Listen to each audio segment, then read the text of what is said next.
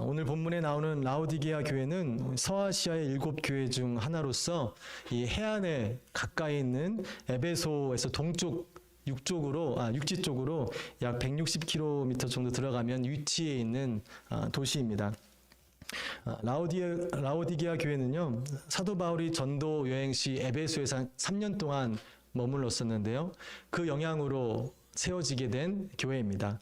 바울이 직접 그 교회를 세운 적은 없지만 바울이 에베소에서 머무는 동안 바울을 통해 복음을 접한 에바브라라는 평신도가 그쪽에 가서 복음을 전하고 교회를 세우게 됩니다. 이러한 연유 때문에 라오디게아 교회가 정확히 언제 세워졌는지 알기가 쉽지 않고요. 이 요한계시록이 그들한테 쓰여질 시대가 언제인지 몰라서 교회 시기가, 교회 나이가 얼마인지 정확히 아는 것은 좀 어렵습니다. 그래도 대충 계산해 보면 약 짧게는 20년에서 길게는 40년 정도 된 역사를 가진 교회라 생각할 수 있습니다. 저희 교회가 올해로 38주년을 맞이합니다. 그렇게 보면은 저희 교회보다 역사가 짧은 교회일 거라 생각할 수 있습니다. 그리고 또 생각할 것은 우리 교회랑은 차원이 다른 경험을 한 교회입니다. 예수님이 돌아가신 지 얼마 안 된. 그래서 예수님의 사역, 어찌 보면 예수님이 살아계셨을 때 어떻게든 본 사람이 있을 수도 있어요. 예수님이 생생하게 하셨던 사역을 직접 본 사람, 또 들은 사람들, 그 가르침을 받은 사람들이 모여서 교회 공동체를, 믿음의 공동체를 세운 곳이 이 라오디게아 교회입니다. 그런데 무슨 연유에선지 오늘 요한계시록은 이 평생에 남아있을 이 성경책에 그들을 책망하는 내용으로 말씀에 기록되어지고 있습니다. 정말 좋은 환경이었을 텐데 예수님이란 분하고도 그렇게 멀리 차이 나지 않는 그런 시기에 세워진 교회인데 과연 어떠한 잘못을 저질렀기에 이렇게 말씀에 책망하는 말씀으로 적혀 있는지. 이 7교회가 기록될 때는요, 교회마다 각자 특정한 세대에 맞게끔 정해져서 말씀이 기록되어져 있습니다. 특별히 오늘 나오는 라오디게아 교회는 이 마지막 때의 교회, 즉 현재의 교회를 가르치는 말씀입니다. 그래서 오늘 우리는 이 말씀을 통해서 지금 우리 교회에 무슨 책망을 하시는지 듣기를 원합니다. 그리고 더 나아가서 중요한 것은 이 책망이 우리를 그저 혼내고 우리가 싫어서 혼내시는 것이 아니라 사랑하셔서 우리가 옳은 길로 오기를 원하시는 그 하나님의 사랑의 메시지로 들어서 우리가 이 땅 가운데 살아가는 동안 잘못된 길로 걸어가고 있다면 혹시라도 다시금 옳은 길로 걸어가게 되는 은혜가 있게 되기를 소망합니다. 그럼 먼저 우선 교회에 대한 책망이 무엇이었는지 우리가 본문을 통해서 알 수 있는데요. 요한계시록 3장 15절 16절 말씀에 이렇게 기록합니다. 내가 내 행위를 아노니 내가 차지도 아니하고 뜨겁지도 아니하도다. 내가 차든지 뜨겁든지 하기를 원하노라. 내가 이같이 미지근하여 뜨겁지도 아니하고 차지도 아니하니 내 입에서 너를 토하여 버리리라. 그들에게 징계하시는 정확한 이유는 알 수는 없으나 대충 얘기하시는 게 뜨겁지도 않고 차지도 않아서 미지근한 상태라서 너희를 토해낼 것 같다. 그래서 너희를 너에게 징계가 아니죠. 너희들에게 이런 권면의 말을 한다고 합니다. 이 말씀을 좀 전통적으로 우리가 이해를 하게 되면요, 이렇죠. 열정이 없고 우유부단하여 신앙생활을 하는 둥 마는 둥 교회 섬김을 하는 것도 아니고 안 하는 것도 아닌 사람들에게 그렇게 신앙생활을 하지 말고 뜨겁게 열정적으로 신앙생활을 하라라는 의미에서 이 말씀들이 많이 사용되어졌었습니다. 그런데 이 말씀으로 은혜 받는 사람들이 또 따로 있었죠. 저도 어렸을 때 기억하면 아이들하고 이렇게 친구들하고 웃으면서 그런 얘기를 했는데 열심히 신앙생활 하기는 조금 힘들고 대충 하자니 이것도 괜히 귀찮고 좀 짜증나고 그럴 바에는 차갑게 아무것도 하지 않는 게 낫구나. 그래서 이제 야, 하나님이 또 이런 또 은혜를 주시는구나 해서 오히려 하나님을 섬기지 않는 또 위로의 말씀으로 받은 적들이 있던 것 같습니다. 그런데 이 본문의 말씀을 이제 잘 이해하려면 라오디게아 지역의 어떤 지리적 그 상황을 잘 알아야 이 말씀을 옳게 이해할 수 있습니다. 이 지역적으로 라오디게아 지역은 근처의 히에라볼리라는 쪽에서 뜨거운 온수가 나오는, 그래서 그 온수로는 그 온수에 목욕을 하면 이제 병이 치료가 된다라는 그런 좋은 물이 나오는 곳이 근처에 있었습니다. 또 반대에 좀 다른 쪽에 골로세라는 지역에서는요, 산에서 내려오는 차가운 아주 시원한 물이 있었습니다. 그래서 그 물을 마시면 마시기에도 좋고 건강에도 도움이 된다라는 물이 있었어요. 그래서 라오디게 교회 근처 지역에는 뜨거운 물, 즉 뜨거운 온천물로 몸이 좋아지든지 아니면 차가운 시원한 물, 목을 시원하게 하고 몸을 건강하게 하는 물이 있든지 두 개의 물이 있었습니다. 근데 정작 라오디게아 이 지역에는 그 두 가지의 물을 직접 가지고 있는 방법이 없었어요. 그래서 어떻게든 수로를 통해서 얻게 되는데 그들이 결국에 얻게 되는 물은 미지근한 물이 되고요. 그 물은 목욕을 할 수도 없고 마시자니 마시면 그 안에 성분 때문에 실제적으로 토를 할 수밖에 없는 물이었다고 합니다. 뜨거운 물이 좋은 물이고 차가운 물이 나쁜 부정적인 물이 아니라 뜨거운 것도 유익한 것이었고 차가운 것도 유익한 것이었습니다. 그러나 차갑거나 뜨겁지 않은 이 미지근한 물은 전혀 유익하지 않은, 마실 수도 없고 목욕할 수도 없는 그런 물을 가르치는 것입니다. 그러니 오늘 이 말씀을 통해서 그들에게 하시는 책망의 말씀은 말씀을 뜨겁게 신앙생활을 하지 않을 거면 차라리 아무것도 하지 않는 것이 낫다라는 그런 말씀이 아니라 예수님을 영접하여서 죽음에서 새 생명을 얻었다면, 그런 놀라운 기적을 경험하였다면 뜨거운 물이나 차가운 물처럼 복음의 능력을 발휘하며 살아가라. 그렇지 못한 너희들은 징계를 받아야 될 수도 있다라고 권면해주는 하나님의 말씀입니다.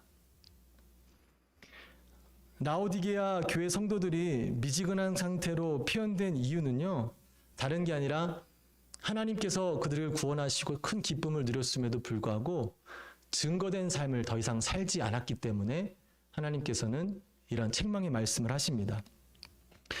분명히 라오디게아 교회인들은 예수님을 처음 만나고 너무 기뻤습니다. 영원한 생명, 우리가 누릴 수 없는 기쁨을 받아서 너무 기뻤어요. 그래서 그 복음의 소식을 전하며 삶 가운데 말씀을 따라 순종하며 살아가는 삶들을 살았습니다. 그런데 어떤 이유에서인지 그들이 미지근한 물로 바뀌게 되었는데요.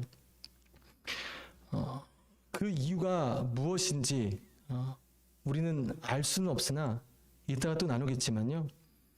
처음에 하나님의 사랑을 받고 그렇게 열심히 살았다가 식어진 사람들에 대해서 이야기하는 말씀이 있습니다. 베드로서 2장 21절 말씀인데요. 이렇게 얘기하고 있습니다. 의의 도를 안 후에 받은 거룩한 명령을 저버리는 것보다 알지 못하는 것이 도리어 그들에게 나으니라. 하나님께서 우리에게 주신 믿음은 우리를 구원에 이르게 하시는 믿음인 줄 믿습니다. 그리고 그 믿음은요, 우리를 구원에 이르게 하셨으면 하나님의 자녀로 우리를 만들어 주셔서 이 땅 가운데 빛과 소금의 역할을 감당할 수 있도록 도와주시는 원동력 또한 그 믿음인 줄 믿습니다.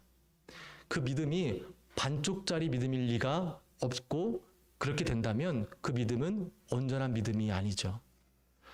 우리를 구원하신 믿음이 우리 안에 있다면 우리는 이 땅 가운데서 하나님의 자녀로 빛과 소금의 역할을 감당하면서 살아가야 되는 것이 온전한 믿음, 그것이 바로 쓸만한 믿음입니다. 우리가 단지 구원만 약속받고 이 세상에서 아무런 능력도 없이 그리스도의 자녀로 살아간다면 그것은 어찌 보면 쓸모없는 믿음을 갖고 우리가 살아가게 되는 것이죠. 성경은 예수님만 믿고 우리만 구원만 받으면 된다고 하지 않습니다. 구원을 받은 자들은 하나님께서 하나님의 거룩한 자녀로 이 정체성이 회복된 자들은 그런 정체성에 맞게 살아가라라고 축복의 말씀, 특권을 누리라 말씀하십니다. 아까 읽은 그 말씀을 보면요, 예수님을 영접하고도 예수님 주신 그 사명, 그 믿음, 반쪽짜리 믿음을 가지고 살아가는 것보다 아직까지 믿음을 받지 않아서 나중에라도 하나님의 온전한 믿음을 받아들여 구원도 확신하고 하나님의 자녀로 살아가는 게 훨씬 낫다라는 겁니다. 일찍이 예수님을 영접해서 하나님의 자녀가 되었음에도 불구하고 하나님의 자녀답게 살지 못하는 사람보다 아직까지 예수님을 영접하지 않은 자가 더 낫다라는 말씀을 하고 계시는 거죠. 그때 당시 왜 그들이 증인이 된 삶을 살지 못했냐는 것을 추측할 수 있냐면 오늘 처음 읽은 14절 말씀을 보면 알 수 있습니다. 14절 말씀에 라오디게아 교회의 사자에게 편지하라. 아멘이시오 충성되고 참된 증인이시오 하나님의 창조의 근본이신 이가 이르시되.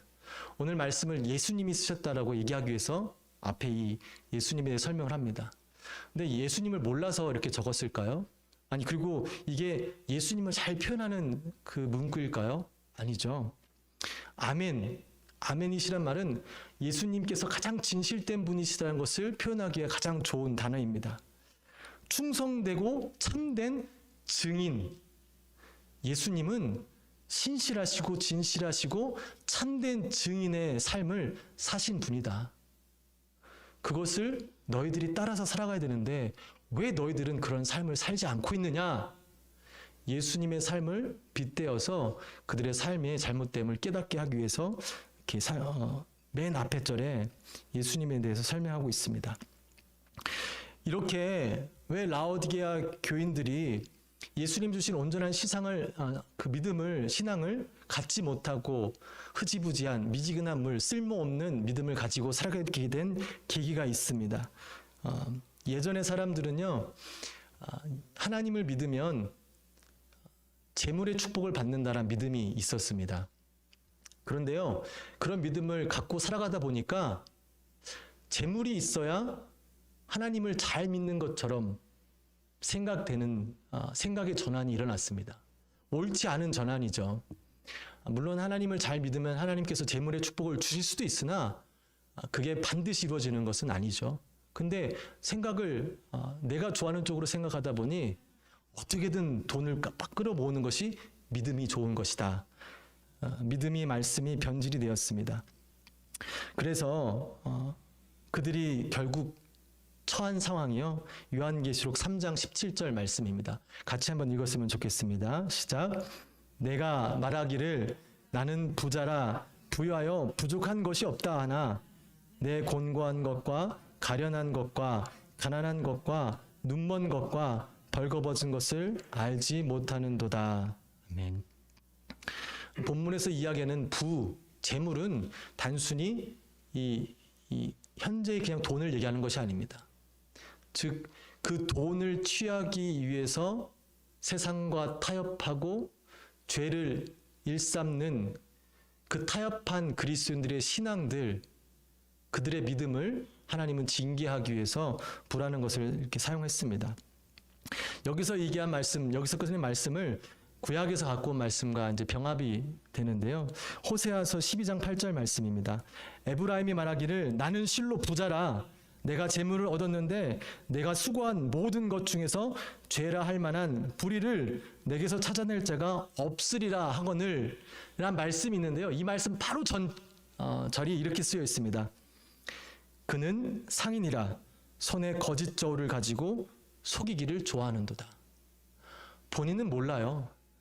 본인이 어떻게 한지도 몰라요. 아까 읽었잖아요. 곤고한 것과 가련한 것과 가난한 것과 하나님의 자녀스러운 거룩함을 잊어버리고 영적으로 벌거벗고 영적으로 궁핍하고 피폐해져라는 자기를 못 봐요. 자기는 돈이 있으니까 다 잘 된 것 같아요.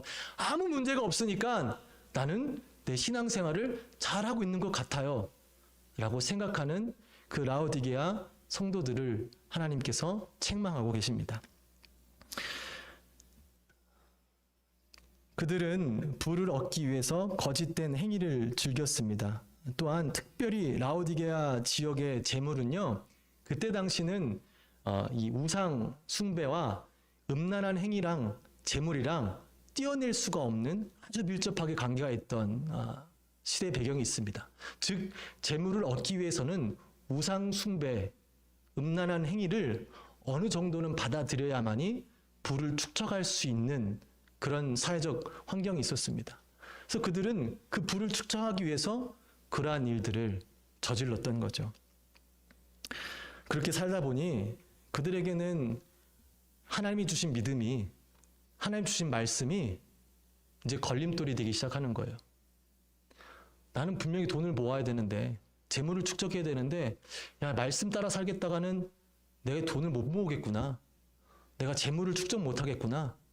그래서 어느샌가부터 그 믿음을, 재물을, 그 믿음을, 말씀을 뒤로 제끼게 됩니다. 그러면서 더 이상 하나님의 말씀을 증거하지 못하는 삶을 살아가게 되죠. 요즘 우리가 전도하기 참 쉽지 않은 시대를 살고 있지 않습니까? 너무 어려워요. 교회도 손가락질 당하고 그리스도인들도 손가락질 당하는 세대입니다. 왜 그렇겠어요? 우리의 정체성을 잃어버렸기 때문이죠. 교회가 교회답게 서 있다면, 그리스도인들이 그리스도인답게 살아간다면 왜 우리가 자신 있게 복음을 전할 수 없겠습니까?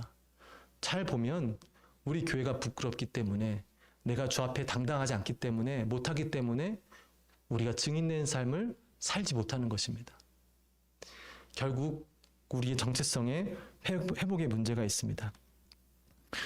그들은 하나님의 자녀된 정체성을 재물과 바꾼 것입니다. 저도 계속해서 이 목사의 정체성에 대해서 고민하고 있습니다. 어떻게 하면 하나님이 보시기에 선한 목회자가 될까? 그런 것을 위해서 자꾸 고민하는 가운데, 우리 교회가 첫 번째 제가 목회자로서 정체성을 잘 지킬 수 있도록 도움을 구하는 첫 번째 일이 있습니다. 앞으로 제가 생각할 때마다, 제가 좀 정리일 때마다 계속 부탁을 드릴 거예요.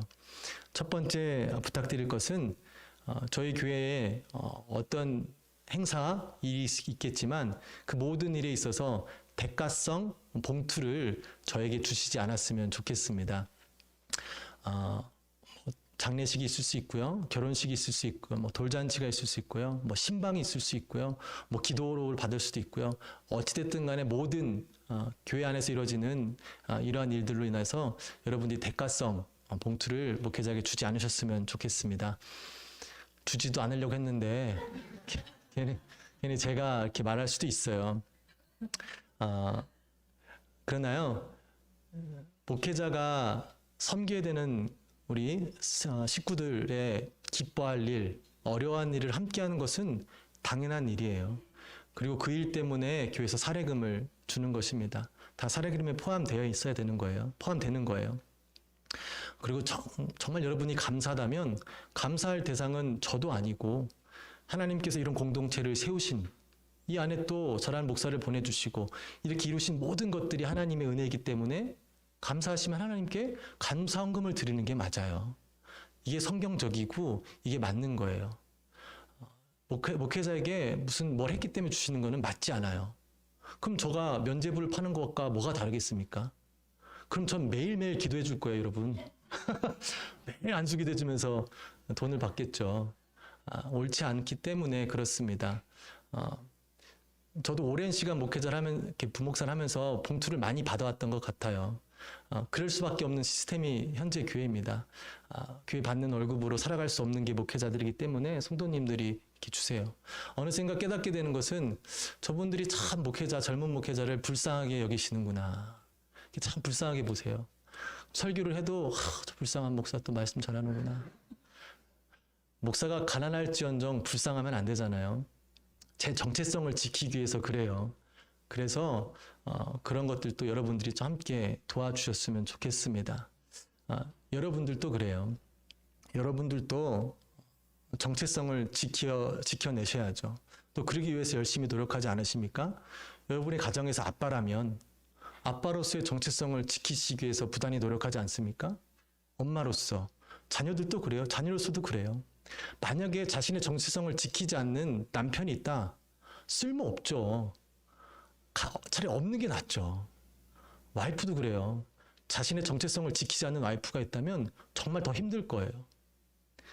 우리가 정체성을 서로가 지키기 때문에 가정이 이루어지는 거고 그 가정이 그렇게 돌아가는 것입니다. 근데 여러분에게 정해주신 허락하신 그 귀한 하나님의 백성의 하나님의 자녀된 정체성은 어떻게 지키고 계십니까? 부단히 노력하고 계시나요?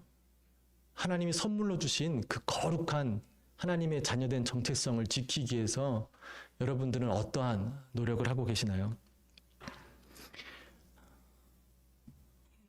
우리 이 정체성에 대해서 우리가 때론 너무 무시할 때가 있어요. 어떻게 되겠지? 교회만 다니면 되겠지? 아니요. 그렇게 쉽게 되는 게 아니에요. 어찌 보면 우리의 힘으로 할 수 없을 수도 있어요. 흉내는 낼 수 있겠지만 우리의 힘으로는 어찌 보면 불가능할 수도 있어요. 그래서 오늘 본문 말씀에 18절에 하나님께서 그렇게 할 수 있는 방법을 허락해 주십니다. 18절인데 한번 같이 읽겠습니다. 시작. 내가 부유하게 하고 흰옷을 사서 입어 벌거벗은 수치를 보이지 않게 하고 언약을 사서 눈에 발라보게 하라. 이 말씀, 연단한 금, 즉 재물, 돈이죠. 흰 옷을 사서 입는 것, 이것은 그때 당시 라오디게아가 돈도 많지만 이 옷을 만드는 데 아주 뛰어난 그 나라였습니다. 또 더불어서 거기는 의사들도 많았어요. 또 눈에 대한 의사들도 많아서 안약도 굉장히 뛰어난 안약을 이미 그때 당시 갖고 있었다 그래요. 그렇기 때문에 이 금, 옷, 안약이라는 그들과 친밀한 단어로 말씀하시면서 이것을 통해서 동일하게 보여주시는 것이 바로 예수 그리스도입니다. 순결한 금, 하얀 옷, 영적인 눈을 열어주시는 예수님. 이것을 통해서 말씀해 주신 것은 우리가 거룩할 수 있는 것, 다시금 하나님의 자녀로 회복할 수 있는 것은 온전한 예수님을 바라봄으로, 예수님의 흰옷을 입음으로, 예수님이 우리를 만져주셔서 우리 영적인 눈이 열릴 때에 우리가 거룩함을 회복할 수 있다라고 말씀해 주고 계신 겁니다.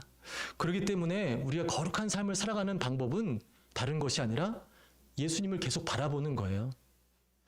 예수님과의 관계, 치밀한 관계를 계속 유지해야 되는 거예요. 그러기 위해서는 한 주일 한 주일이 아니라 매일매일의 삶이 중요합니다. 매일매일의 삶에 하나님을 바라보고 예수님을 바라보고 예수님과의 친밀함을 여러분들이 누리셔야 이 거룩함을 여러분들이 유지할 수 있게 되는 것입니다.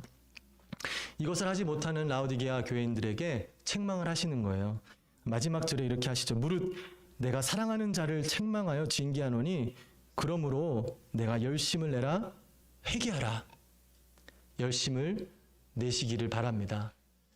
하나님 앞에 돌아가시기를 바랍니다. 제 아들은 축구를 굉장히 좋아합니다. 그리고 잘해요. 제가 한번 이렇게 축구를 이렇게 한 것을 한번 보러 갔는데요. 죄송해요.